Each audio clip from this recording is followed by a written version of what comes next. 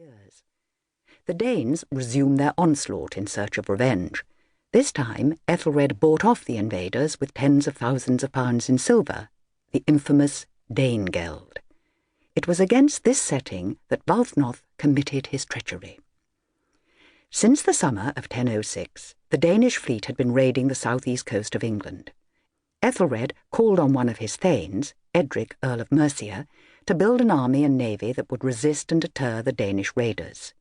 In 1009, the fleet was assembled off the Kentish port of Sandwich, ready for the defence of the homelands, and one of the flotilla commanders in that fleet was Wulfnoth. So while the ships were waiting off Sandwich for the Danes to arrive, Wulfnoth was accused of treason, that is, making a threat against the throne. It is not known whether the accusation was well-founded or whether it was nothing more than intrigue, but whatever the truth, Wulfnoth escaped before he could be brought to trial. What happened to Wulfnoth is not clear, except that he was never reconciled with the court, and his considerable lands were confiscated and put under royal stewardship. But in 1014, King Ethelred's eldest son Ethelstan died, and in his will he left Wulfnoth's son Godwin his father's confiscated estate in Sussex.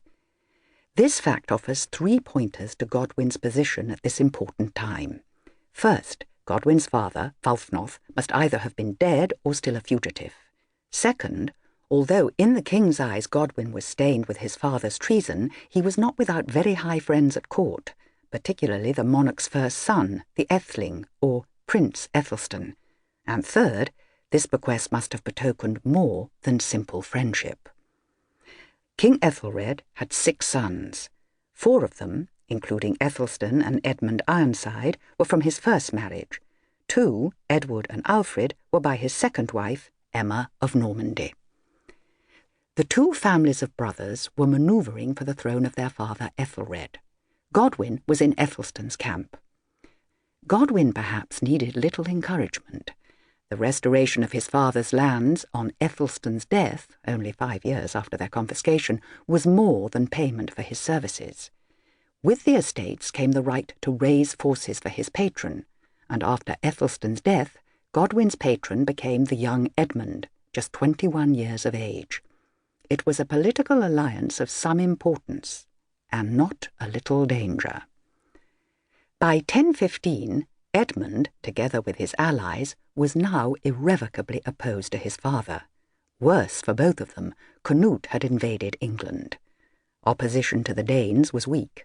Godwin had no choice but to remain with Edmund. Ethelred, who had been ill for some months, died on the 23rd of April, 1016. Edmund, quite likely with Godwin at his side, claimed the throne. 1016 was the year of the 6 great battles for control of Saxon England. On November the 30th, Edmund died. Within a year of Canute taking the English throne, he had executed almost all those who had held power under Ethelred and his son Edmund. Then why should Godwin survive? There are 2 possible explanations. Either Godwin had not fought against Canute, or Canute must have found something in Godwin which appealed to him, or which was to the king's advantage. Godwin is not mentioned as having changed sides, and Godwin's loyalty to Edmund may have been something which Canute admired.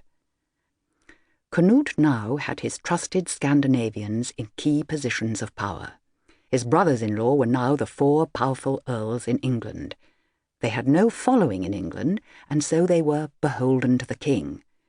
It would have been a shrewd move by Canute to place certain former enemies in powerful positions, just as he was shrewd enough immediately to marry Ethelred's widow, Emma of Normandy. Godwin fitted this plan, especially as someone had to gather payment for the battles that year. He who raises taxes for the monarch is likely to be very much in favour.